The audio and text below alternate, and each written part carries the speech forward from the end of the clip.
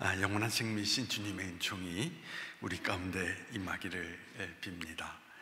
부활의 아침에 그 찬란한 빛이 우리 가운데 빛나기를 소망합니다. 전 세계의 기독교인들이 부활을 경축하는 이 시간, 또한 기쁨과 설렘으로 우리 모두가 예배를 드리고 있습니다. 그러나 여전히 마음 한구석에는 어둠이 쓰러질 줄 모르고 우리를 사로잡고 있는 쓰라림은 쉬 사라지지 않습니다. 세상은 여전히 소란스럽습니다. 죽이는 자들은 여전히 죽이고, 훔치는 자들은 여전히 훔치고, 빈정거리는 자들은 여전히 빈정거리고 있습니다. 모두가 두려움이 없는 세상 속에 살아갈 수 있도록 사랑의 공간이 넓어지기를 간절히 소망해 봅니다. 어떤 마을에 꽃을 파는 할머니 한 분이 계셨습니다. 가난한 삶을 사시는 분이었습니다. 그래서 입고 있는 옷도 늘 허름한 옷차림을 하고 있었고, 고생을 하도 많이 해서 손마디마디가 관절이 생겨서 거기에 굵은 형태의 일어남이 보였습니다. 그리고 가족들도 없어 보입니다. 하지만 그 할머니는 언제나 웃음 띤 모습 가운데 모든 이들에게 한박 웃음을 보여주었습니다. 사람들이 보기에는 근심이 없는 사람처럼 보였습니다.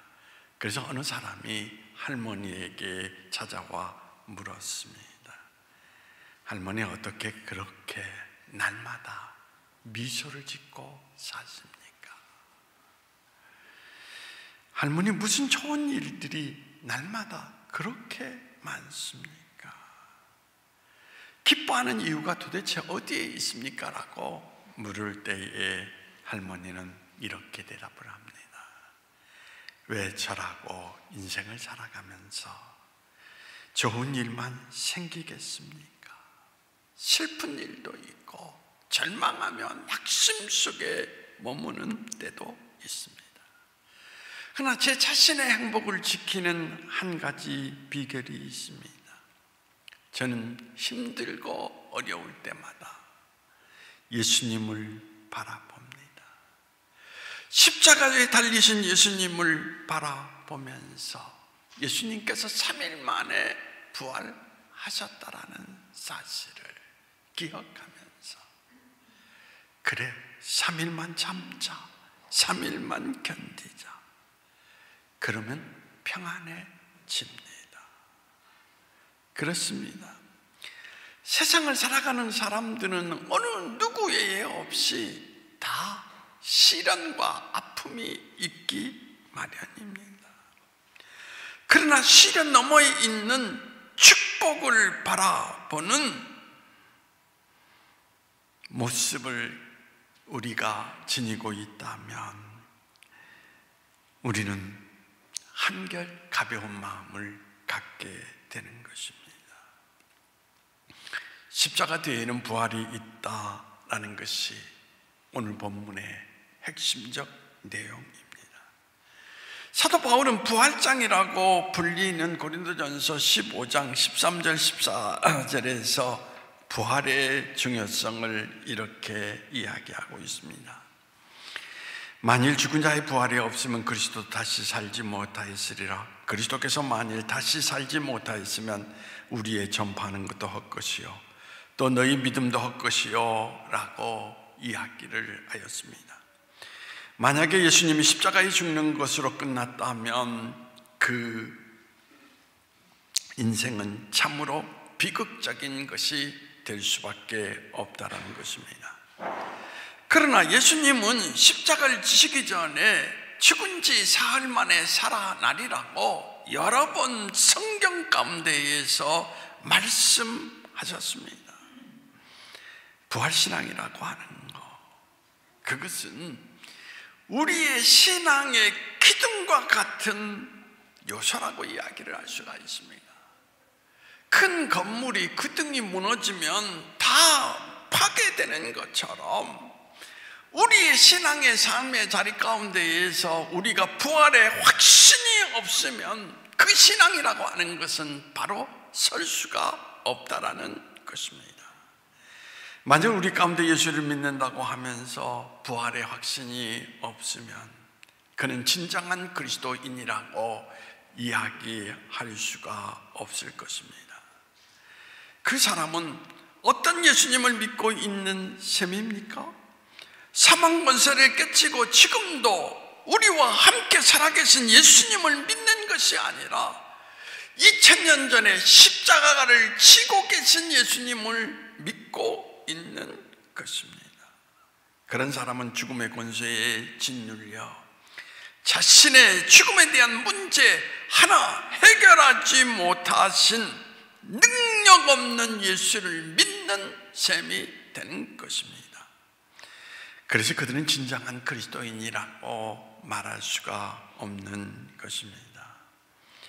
사랑하는 여러분, 예수님이 십자가에 달리시고 3일 만에 다시 사신 부활하신 예수님이라는 것, 그것을 성경은 우리에게 분명히 전해주고 있습니다. 그 그리스도를 믿는다면 우리가 분명한 것은 첫 번째, 부활을 아는 사람은 십자가의 길을 걷는 삶이 이루어진다는 것입니다. 십자가 후에 부활의 영광을 아는 사람은 하나님의 미랄로 기꺼이 죽어갈 수가 있습니다. 그러나 부활과 영생을 믿지 못하는 사람은 결코 십자가의 길을 걷지 못합니다. 농부는 하늘의 땅이 하늘의 씨앗이 땅에 떨어져 죽은 후에 다시 생명으로 태어난다는 것을 알기 때문에 귀중한 양식을 아낌없이 밭에 뿌립니다. 다시 태어난다는 것이 없다면 아무리 어리석은 농부라 할지라도 씨 뿌림을 할 수 있겠습니까? 고린도전서 15장 17절 20절에서 그리스도께서 다시 사신 것이 없으면 너희의 믿음도 헛되고 너희가 여전히 죄 가운데 있을 것이요 또한 그리스도 안에서 잠자는 자도 망하였으리니 만일 그리스도 안에서 우리의 바라는 것이 다만 이생뿐이면 모든 사람들 가운데 우리가 더 불쌍한 자니라. 그러나 이제 그리스도께서 죽은 자 가운데 다시 살아 잠자는 자들의 첫 열매가 되셨다라고 말하고 있습니다. 여러분, 이탈리 로마에 가면 카타콤이라고 하는 유명한 순례지가 있습니다. 카타콤은 지하 동굴입니다. 땅속으로 얼마나 깊은지 그 길이를 제가 설명할 수가 없습니다. 길이도 대단히 깁니다. 한번 들어가면 길을 제대로 찾아 나올 수가 없을 정도라고 이야기합니다.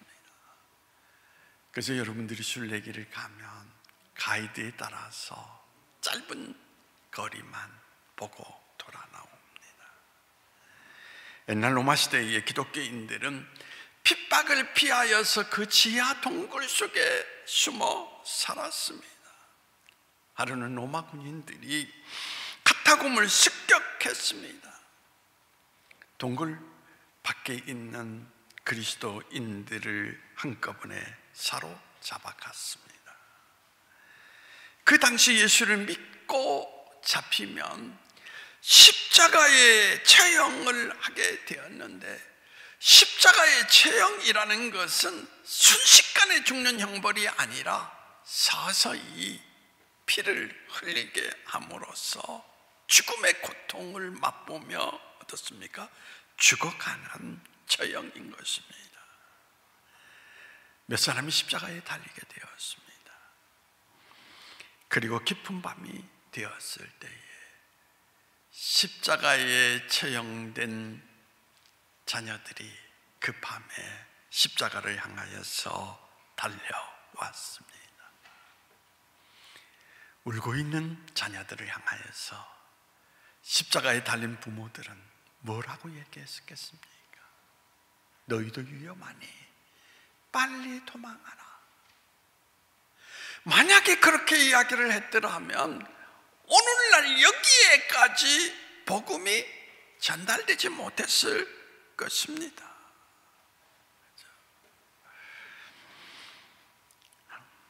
그들은 이렇게 말했습니다. 얘들아, 예수 믿는 것은 참으로 영광스러운 일이란다. 너희들이 무슨 일이 있어도 예수 믿는 거 포기해서는 안 된다. 예수님이 사망 권세를 깨치고 부활하신 것처럼 우리도 부활할 것이다. 애들아, 잠시 뒤에 저 영원한 나라에서 우리 만나자 라고 그렇게 이야기를 하였기 때문에 오늘까지 복음이 전해질 수가 있었던 것입니다. 부활을 아는 사람만이 십자가의 길을 걸어갈 수 있다는 이야기인 것입니다. 여러분, 오늘 부활을 확신하고 계십니까? 그렇다면 여러분은 십자가의 길을 걸어갈 수 있는 사람이 되어야 되는 것입니다. 바울은 확실하게 부활을 알고 있었습니다. 그래서 로마서 6장 8절에서 만일 우리가 그리스도와 함께 죽었으면 또한 그와 함께 살 줄 믿노니 라고 이야기를 했습니다.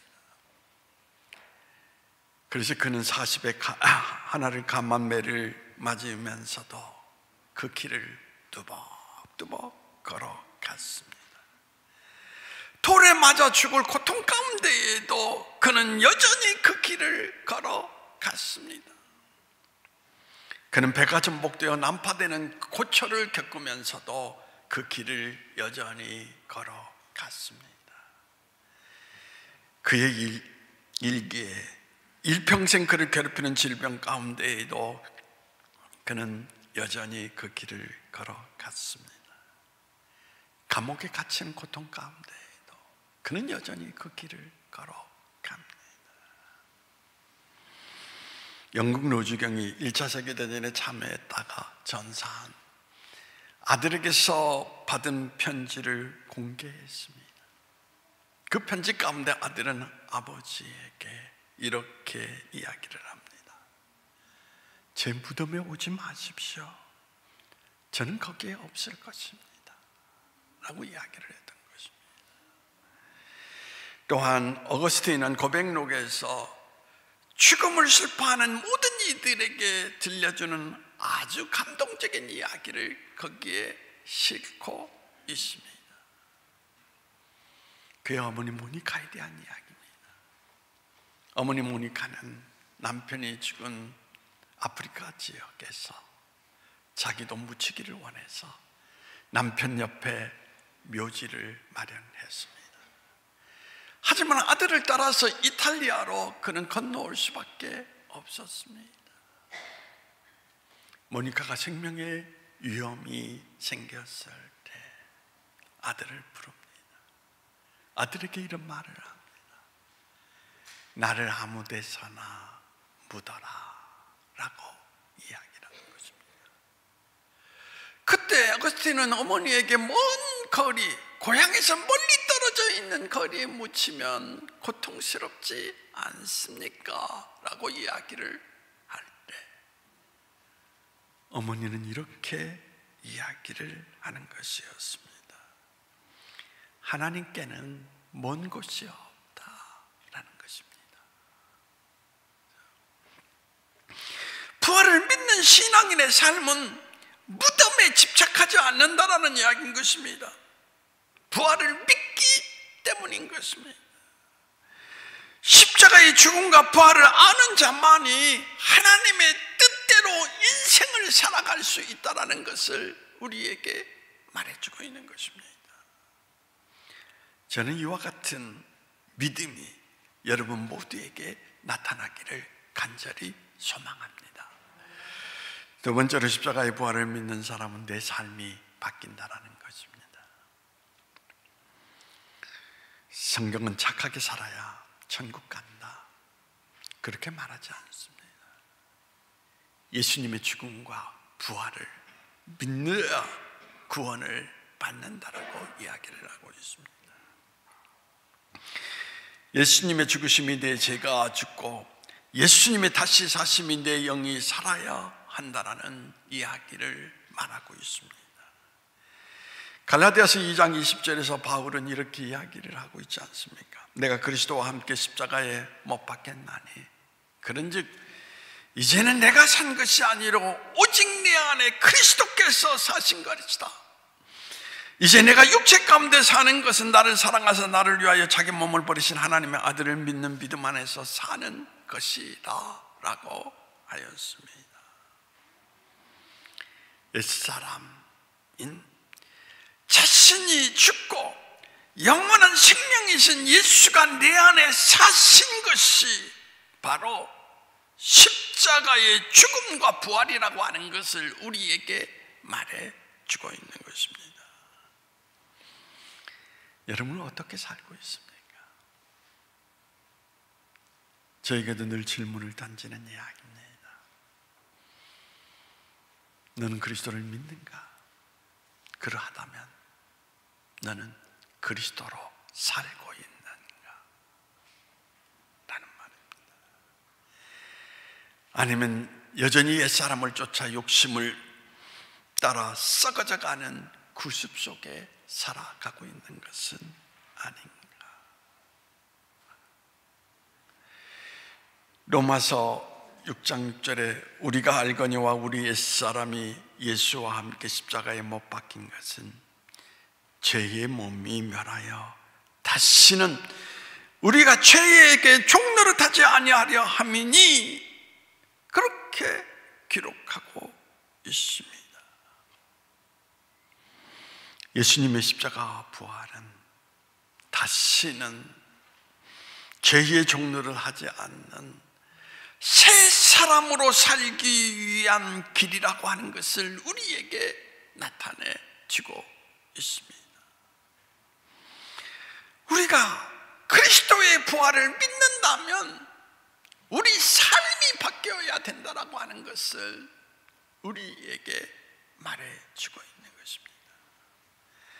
크리스천 센츄리지의 편집장 마틴 목사가 젊었을 때에 주일학교 3학년 아이를 담당했습니다. 부활절을 맞이하여서 마티 교사는 아이들에게 상자 속에 새 생명을 담아 오라라고 숙제를 내주었습니다.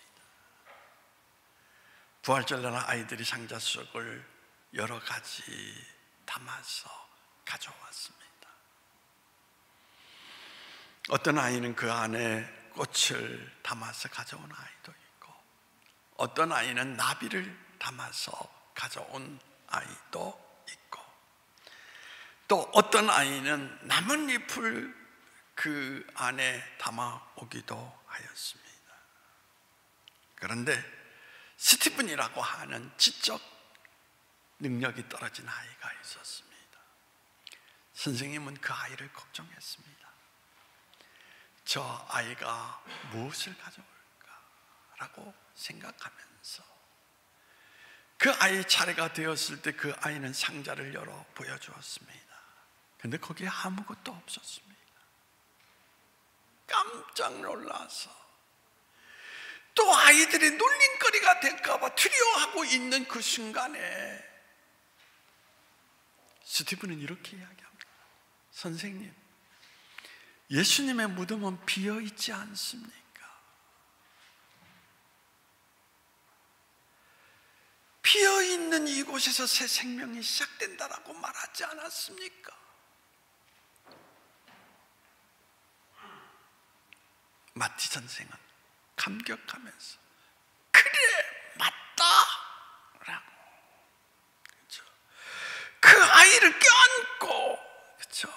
눈물을 흘리면서 네가 가장 정확한 해답을 가져왔노라 칭찬하면서, 그렇죠? 그가 종교지에 자기의 감격을 썼습니다.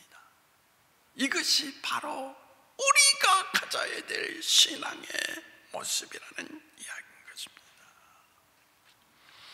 새 옷을 입기 위해서 먼저 낡은 옷을 벗어버려야 하는 것입니다. 죽어야 부활을 하게 되는 것입니다. 나의 허물과 죄와 못된 버릇, 욕심과 교만을 다 십자가에 못 박는 옛사람이 먼저 죽는 일이 있어야 우리는 새로운 피조물로 거듭나게 되는 것입니다. 신앙생활이라는 것은 절대 모방이 아닙니다. 신앙생활이라는 것은 옛사람이 죽고 새로 사는 삶의 길을 걷는 것이 신앙의 길이라, 그렇게 이야기를 드릴 수가 있습니다. 1945년 4월 8일 주일 아침, 보네포 목사님이 감옥에서 기도하는데 그를 부르는 소리가 들려왔습니다. 제수, 보네포, 나오라. 그는 그 부름을 따라 나섰습니다. 그때 같은 감옥에 갇혀 있었던 영국 장교가 저분이 이제 사형장으로 가는구나. 그래서 그는 보네포 목사를 향하여서 인사를 드립니다.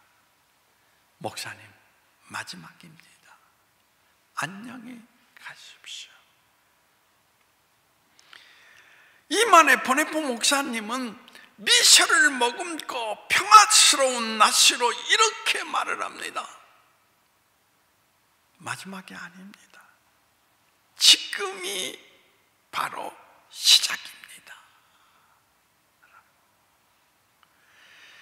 믿음의 사람들에게는 절대로 죽음에서 끝나지 않는다라는 것입니다. 지금이 시작인 것입니다. 그러면서 놀랍고 영광스러운 새 삶이 시작될 뿐인 것입니다. 왜냐하면 우리는 부활을 믿기 때문인 것입니다. 예수님은 부활하신 것으로 끝나지 않았습니다. 부활하신 예수님은 베드로 안에 계셨고 바울 안에 살아 계셨으며 내 안에 살아 계십니다. 지금 우리 안에 살아 계십니다. 여러분, 오늘 삶의 자리 가운데에서 여러 가지 시련과 아픔도 많을 것입니다. 하지만 여러분이 다시 사는 부활을 믿는다면 그 믿음을 가지고 소망 중에 기도하면서 인내하며 새로운 미래를 향하여서 뚜벅뚜벅 한 걸음 걸어갈 수 있는 그런 모습으로 인생길을 걷는 저와 여러분이 되기를 소망합니다. 기도하시겠습니다.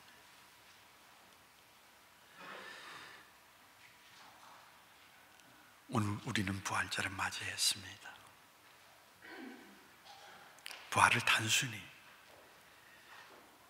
교리적인 차원 속에 담아두지 않게 하시고 오늘의 우리의 삶의 자리 안에서 부활을 살아낼 수 있는 저희 인생이 될 수 있도록 부활하신 주님 우리 가운데 임하여 주시기를 간절히 소망하며 나사렛 예수님의 이름으로 기도하옵나이다. 아멘.